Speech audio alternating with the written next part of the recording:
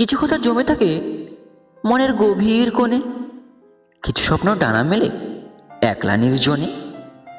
সময়ের টানে বদলে যায় চেনা সব মুখ, অচেনা ভিড়ে খুঁজি হারানো সেই সুখ। জীবন মানে তো এক অসমাপ্ত গল্প, কেউ পায় অনেক বেশি, কেউ পায় অল্প।